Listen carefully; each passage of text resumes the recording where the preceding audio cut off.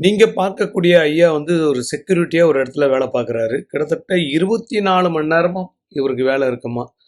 ஒரு நாள் வேலை செஞ்சாருன்னா, ஒரு நாள் லீவ் எடுத்துக்கலாமா. அப்படி இல்லாட்டி 12 மணி நேரம் வேலை.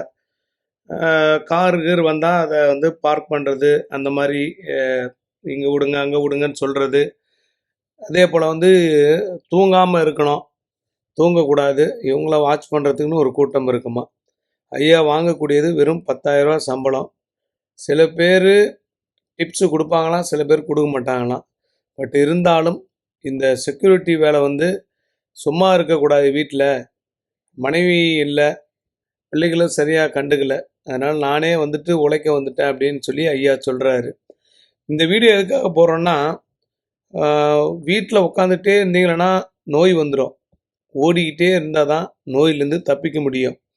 மனிதனுடைய கடைசி மூச்சு இருக்கிற வரையும் சீனாவுல கூட பயங்கரமா உழைப்பாங்க. அதே போல தான் நீங்க பார்க்கக்கூடிய இந்த மனிதருடைய வாழ்க்கையும். ஐயாவுக்கு 60 வயசு ஆகுதாம். 60 வயசுலயும் இன்னைக்கும் உட்காந்துக்கிட்டே இருக்கிறது கூட ஒரு வகையான கஷ்டம்தான். ஓடிட்டே இருக்கணும், உழைச்சிக்கிட்டே இருக்கணும்.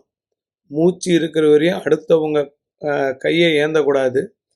தன் கையால, தன் உழைப்பால வாழணும்னு ஐயா சொல்றாரு. இப்படி நிறைய பேர் ஃபுட் டெலிவரி கூட பார்த்துருக்கோம்.